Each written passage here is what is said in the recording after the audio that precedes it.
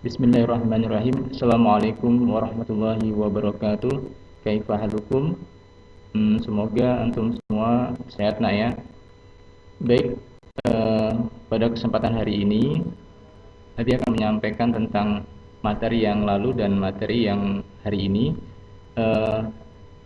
Pada saat ini adalah pembelajaran daring.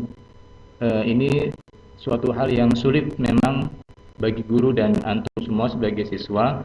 Kenapa? Karena pembelajaran mungkin ada beberapa kendala, di antaranya kita tidak tatap muka langsung, kemudian terkendala sinyal, terkendala gawai kita atau HP antum semua.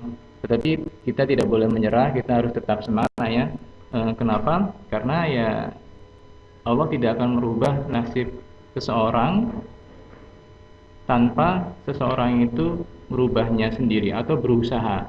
Tanpa kita berusaha, Allah tidak akan merubah nasib kita. Itu sih intinya. Artinya apa? Kita tetap harus semangat. Oke, siap ya? Yang lalu itu kita sudah mempelajari tentang teks berita ya. Teks berita itu ada unsur teks berita itu kita pakai adik simba ya, atau 5W+1H. Ada apa, di mana, siapa, kapan, mengapa, bagaimana. Ya, disingkat dengan adik simba. Apa, di mana, kapan, siapa, mengapa, dan bagaimana. Kemudian dalam berita juga itu terdapat apa? Struktur. Dalam struktur berita kita pakai konsep piramida terbalik ya, seperti ini. Yang pertama strukturnya adalah judul berita, kemudian teras berita, tubuh berita, dan informasi tambahan. Nah, kita lihat biar lebih jelas lagi seperti apa struktur berita itu. Nih, ini ada contoh beritanya. Ada banjir bandang susulan di Waluh. Nah, ini namanya judul ya. Ini struktur berita, ini namanya judul. Kemudian teras berita. Berisi apa? Biasanya terdapat di paragraf pertama di sini. Ya, teras berita itu terdapat tentang apa, beritanya kapan, terus di mana, dijelaskan di teras berita. Tubuh berita. Tubuh berita itu adalah, kita lihat lagi pengertiannya, tempat berita berada. Dalam tubuh beritalah pembaca dapat mengetahui berita yang sesungguhnya. Tubuh berita berisi kejadian yang dilaporkan. Nah, kejadian yang dilaporkan ya di sini lebih detail.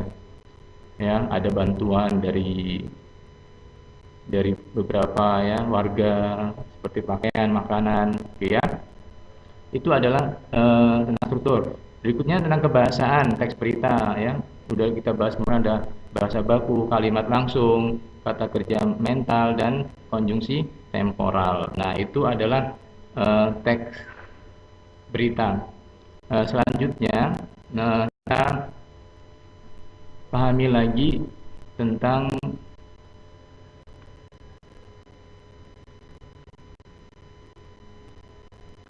ini. Ada contoh, beberapa contoh teks berita ya. Ada contoh teks berita unsur. Nah, ini ada pertanyaan. Nah, jadi nanti di PTS nanti nak, kita insya Allah masih online. Jadi kita akan coba untuk menjawab beberapa soal yang sudah Abi buat. Ini ada soal, kita disuruh menentukan unsur bagaimana. Unsur bagaimana ya. Kita ketahui bahwa unsur berita itu ada 5W+1H. Ini yang ditanya unsur bagaimana.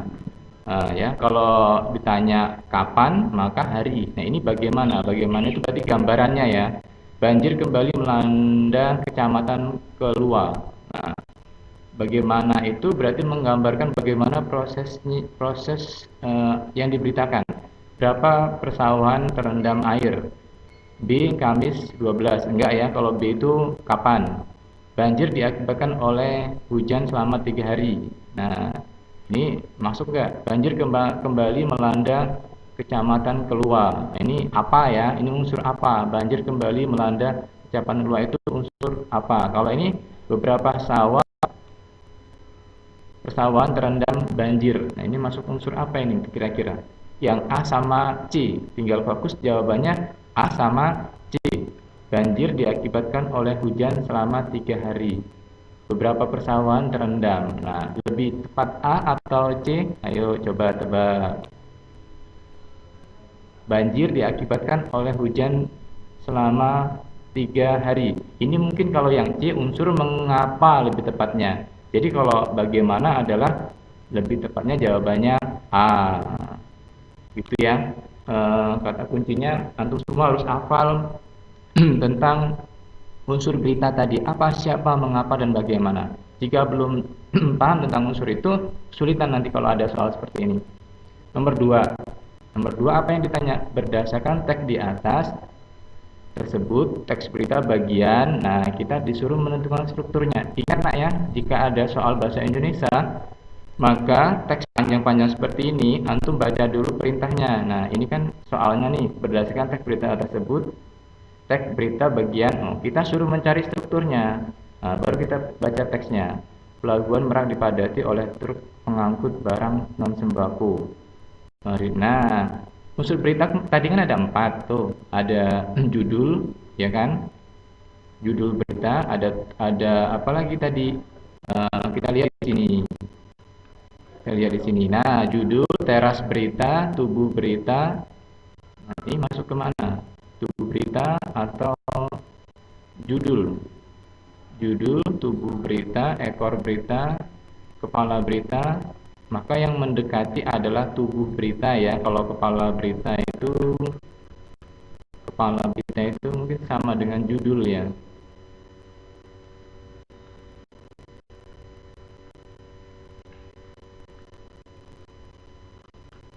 Tapi itu lebih tepatnya harusnya ini ya, harusnya teras berita ya. Nah, mungkin kata lain dari teras berita adalah kepala berita ya, karena judul di sini ada. Nah, kalau tubuh berita itu ada di sini ya. Nah, berarti teras berita itu sama dengan kepala berita. Mungkin ini di ini aja. Nah, kalau biar sama dengan di atas, ini teras berita. Oke ya, jadi jawabannya adalah teras berita. Jawabannya B, teks yang ini ya. Selanjutnya nomor 3. Kutipan berita tersebut merupakan informasi di bidang. Nah, kita disuruh menentukan bidang itu hal yang dibicarakan. Teks 1, teks 2 itu membicarakan tentang apa gitu ya. Banjir kembali melanda Pulau Jawa. Banjir nih, ngomongin banjir. Yang ini secara tingkatan perkembangan keberadaan anggota pramuka dibagi menjadi tingkatan yaitu segi. Ini bukan banjir ini. Ini peristiwa alam ya. Ini peristiwa alam. Sedangkan ini adalah tentang pramuka, berarti pendidikan. Jawabannya jelas. Berarti jawabannya adalah C. Oke, nomor 3. Jika ada soal seperti ini ya, ini yang ditanya adalah informasi bidang. Berarti ini perbedaannya ya. Ini perbedaannya membicarakan apa? Nomor 1 tentang peristiwa alam, nomor 2 tentang pendidikan. Kita lihat kenapa peristiwa alam? Karena di sini ada banjir. Terus di sini kenapa pendidikan? Karena di sini ada kata pramuka. Oke ya, semoga untuk semua paham ya. Nanti kalau ada di PTS soal seperti ini, antum sudah paham. Ingat lagi bahwa kita daring agak sulit untuk menjelaskan, tapi Abi coba untuk membuatkan video ini, rekaman ini, semoga bisa membantu. Nomor 4, topik berita. Nah, yang ditanya topik berita tentang apa kira-kira? Kehilangan seseorang, bencana, kesedihan masyarakat, atau kekuatan gempa. Kita lihat beritanya. Pada hari Jumat 30 September, gempa bumi yang dahsyat menggoncang Padang. Gempa tersebut terjadi pada sore. Gempa berkekuatan, ini ngomongin gempa berarti ya. Kehilangan seseorang, apa bencana alam, kekuatan gempa, atau kesedihan masyarakat. Gempa yang berarti ini topiknya adalah bencana alam. Sebenarnya kalau emang ada spesifik gempanya ya, sebenarnya ya, gempa berkekuatan, gempa kekuatan gempa. Tapi yang lebih mewakili bencana alam nih ya, topiknya itu tentang bencana alam. Bencana alam apa? Banyak bencana alam, ada banjir, longsor. Nah, dalam teks ini adalah gempa. Jadi yang ini jawabannya gempa. Walaupun di sini ada pengecohnya sih, kekuatan gempa. Nah ya, tapi yang benar adalah bencana alam. Oke. Selanjutnya adalah kesimpulan. Kesimpulan berita di atas adalah menurut Wapres, kelalaian Penanganan TKI ilegal merupakan salah satu kumulatif atau tertimbun dan harus segera dibenahi. Namun, bukan berarti selama ini pemerintah tidak serius menangani masalah TKI, terutama persyaratan pemulangan TKI seperti yang terjadi di Nusantara. Kesimpulan berita tersebut adalah, kesimpulannya apa? Yang ditanya adalah kesimpulannya, selama ini pemerintah tidak serius menanggulangi masalah TNI. Pemerintah tidak pernah lalai dalam menangani TNI. Wapres mengakui bahwa kelalaian penanganan TKI adalah kesalahan bersama dan akan segera dibenahi. Pemulangan beneran TKI ilegal merepotkan pemerintah. Menurut Wapres, kelalaian penanganan TKI merupakan kesalahan kumulatif atau tertimbun dan harus segera dibenahi. Namun bukan berarti selama ini pemerintah tidak serius menangani masalah TKI, terutama persyaratan pemulangan TKI seperti yang terjadi di Nunukan. Oke ya. Ini kenapa D-nya dipisah? Sekalian kita belajar ejaan karena ini menunjukkan tempat. Nunukan ini nama tempat ya. Bukan akhiran kan di sini. Terus kesimpulannya adalah selama ini pemerintah tidak serius, bukan ya. Pemerintah tidak pernah lalai dalam bukan juga. Wapres mengakui bahwa kelalaian penanganan TKI adalah kesalahan bersama dan akan segera dibenahi. Nah, mungkin yang lebih tepat adalah C. Dan anak-anakku yang soleh, bahwa teks berita ini kesimpulannya adalah C yang lebih tepat. Memang bahasa Indonesia itu mendekati, tapi yang kita cari yang paling benar. Oke, cukup ya. Baik, untuk pembahasan teks berita berikut dengan soal dan pembahasannya sudah disampaikan. Mudah-mudahan dengan ini dapat membantu antum untuk persiapan PTS nanti. Mudah-mudahan Allah Subhanahu wa taala memberikan pemahaman kepada kita semua dan kita mendapatkan hasil yang maksimal ketika PTS nanti. Amin ya rabbal alamin. Baik, kami akhiri. Terima kasih atas kesediaan waktunya untuk menyimak video ini. Ingat, terus berusaha.